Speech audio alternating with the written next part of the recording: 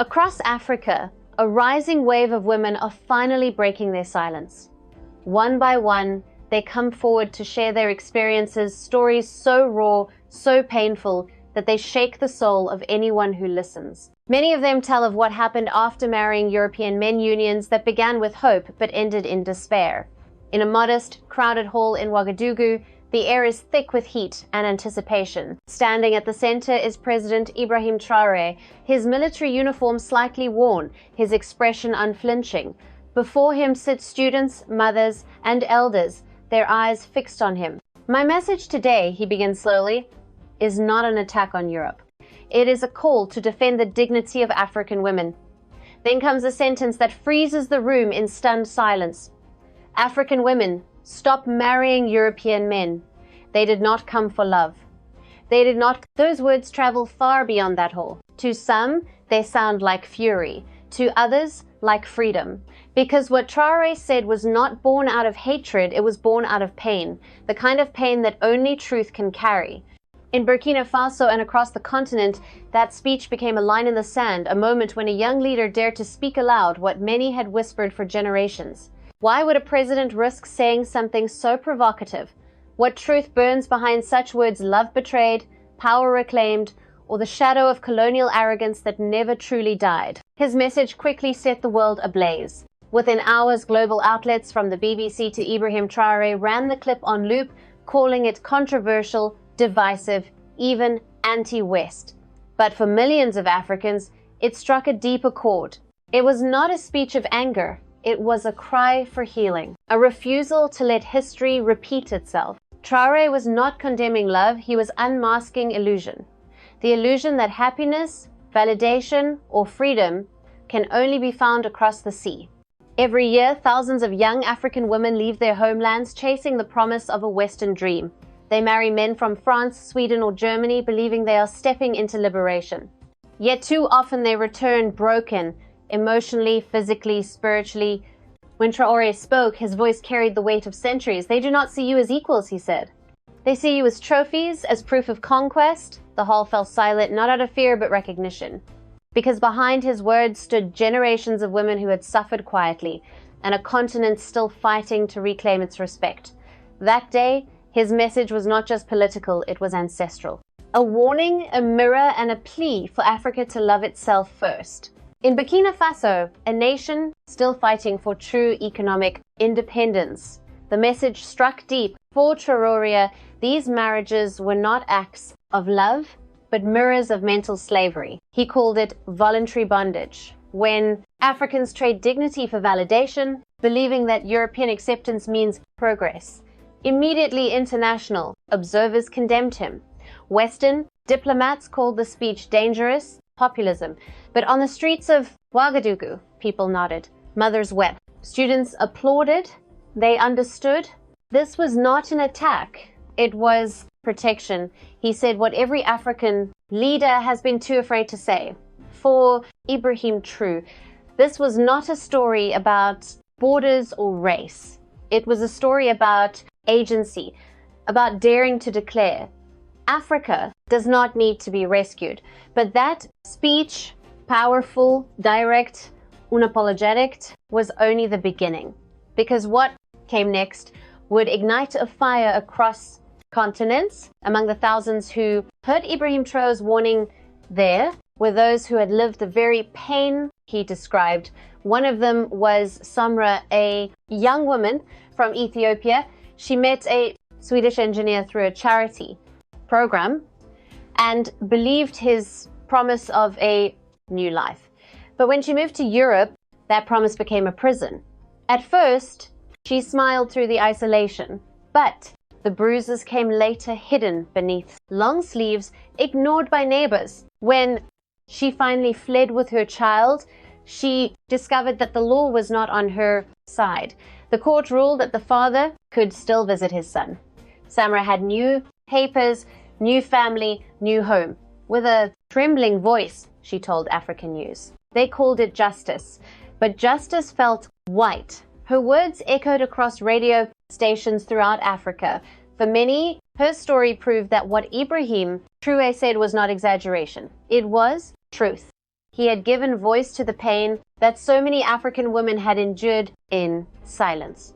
In Burkina Faso, murals appeared overnight, women standing tall beneath the slogan, "Not for sale, not for conquest." University students painted Traoré's face beside Thomas. Sankora's 2 generations apart, yet one message unchanged. International outlets continued to label him radical, but every time they repeated his name, his influence grew wider.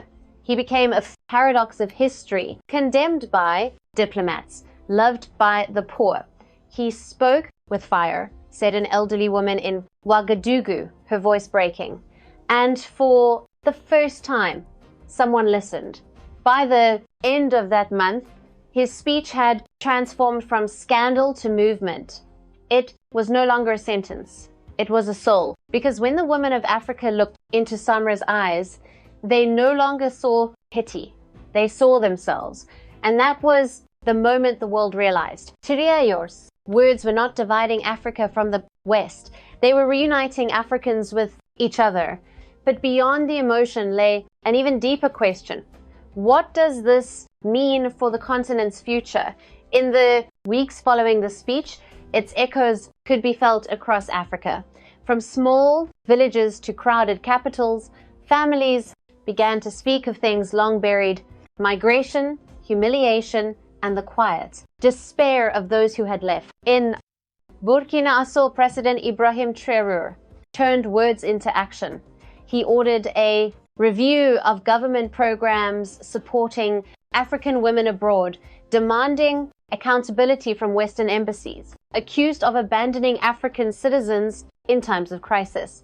His administration began drafting initiatives to help single mothers return home to rebuild, to educate, to heal. In a follow-up address broadcast on African News, he declared, "Every tear of an African woman abroad is a wound on Africa's skin." The phrase struck deep. It appeared on posters, songs, church, sermons, and graffiti walls. In Ouagadougou, women gathered at night, sharing stories of loss, defiance, and rebirth. It was as if the continent had suddenly remembered its forgotten daughters. But this social awakening came with a heavy political price. Western governments quietly froze development grants to Burkina Faso, citing human rights concerns. NOSes that once praised Traoré for transparency now accused him of moral nationalism. Still, the crowds of the Sahel did not waver.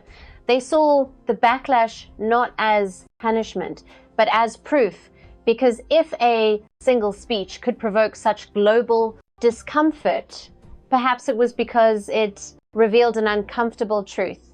Africa had stopped apologizing. Local media called it a moral revolution. What began as a warning about love had become a demand for sovereignty, the right to define what dignity means on African soil.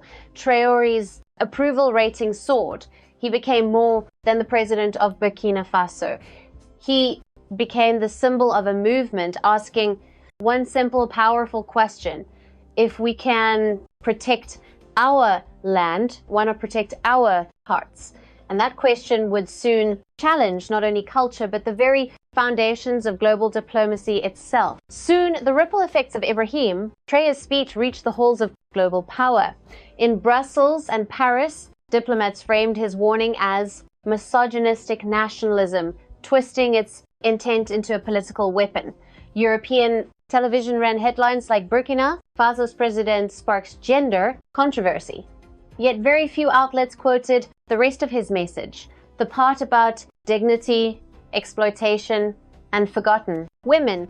African News defended him, releasing an editorial titled "Beyond the Outrage, Understanding Traoré's Warning."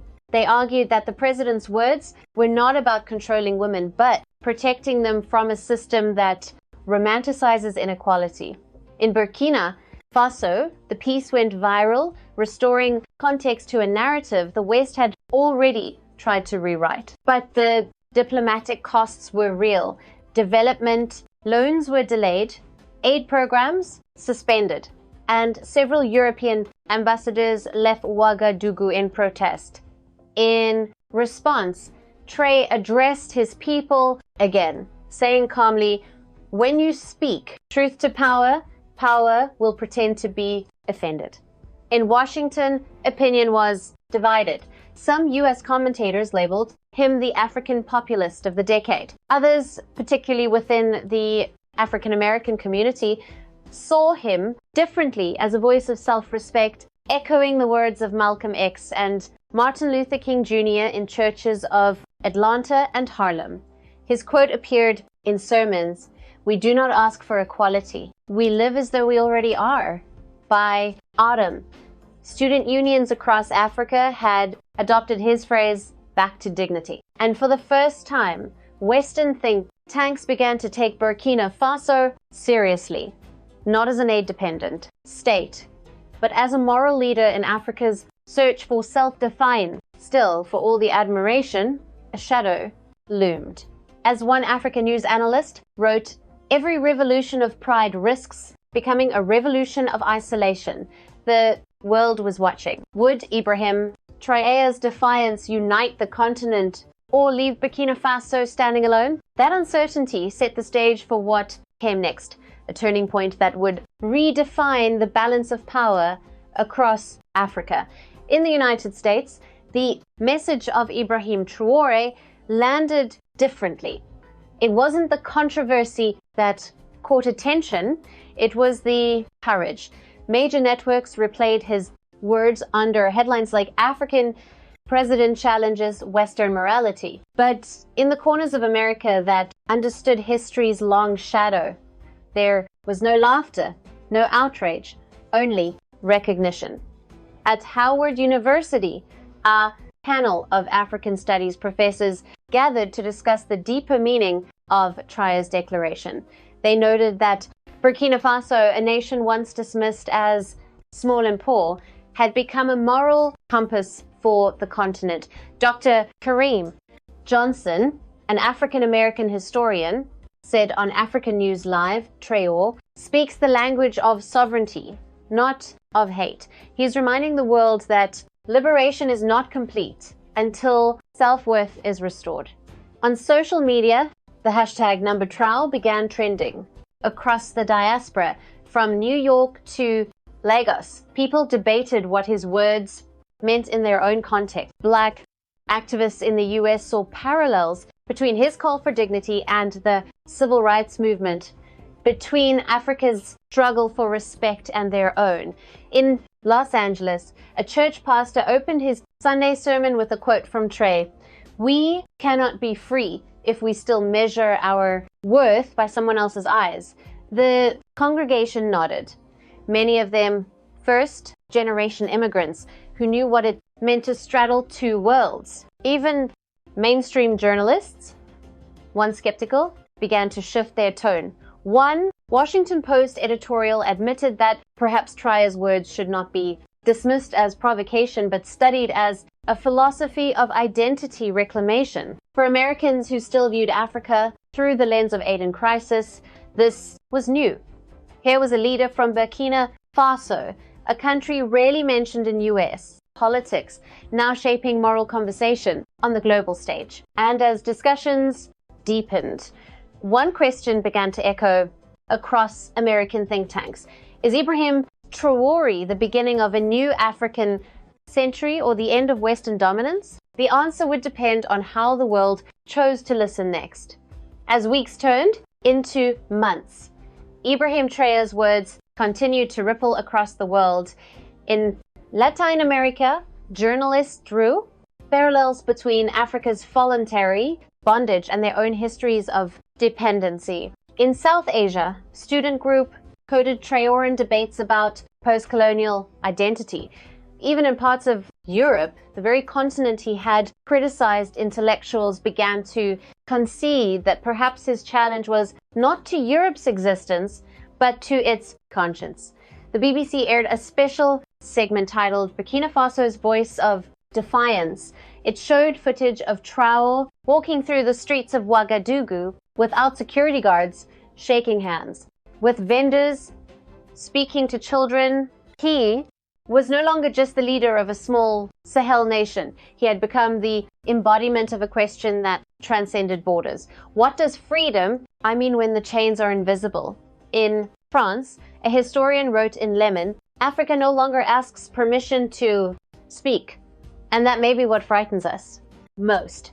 Meanwhile, Africa News reported a surge in public support across the continent. From Senegal to Tanzania, murals of Traore appeared with the caption, "The Spirit of the Sahel." His speeches were shared in classrooms, mosques, and community centers, inspiring a new generation to rethink what modern independence truly meant. For many Western analysts, this shift was unsettling. If Africa began defining its own morality, its own path, then the centuries-old hierarchy of who teaches and who listens would collapse. And that, perhaps, was the unspoken revolution. In Washington and London, policy experts began to ask whether Burkina Faso, once seen as geopolitically irrelevant, could now become the nucleus of a new intellectual awakening. One UN diplomat put it succinctly, Traore is no longer a man. He is a symbol, and symbols cannot be sanctioned. But as his influence grew, a twist was coming, one that would test whether this newfound pride could withstand the world's pressure.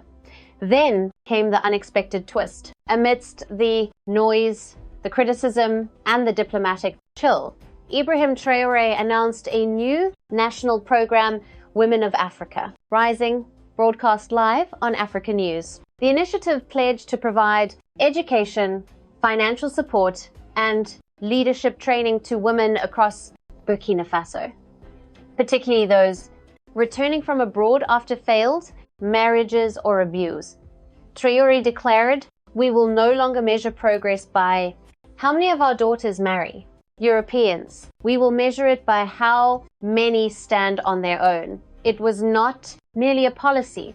It was a philosophy turned tangible. For the first time, an African leader had translated emotional truth into structural change.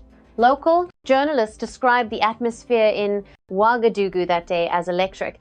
Crowds gathered outside government buildings, waving flags, chanting, "Dignity is our dowry." Western outlets hesitated. How? Do you criticize a man who empowers women while defying the West? They tried, but their headlines sounded hollow. Within weeks, Burkina Faso saw record participation from young women signing up for training and education. The government promised to expand the model regionally, inviting partners from Mali, Niger, and Ghana. Traore's message had shifted from confrontation to construction. He was no longer just the man who told Africa to stop begging. He had begun building the tools for Africa to stand tall.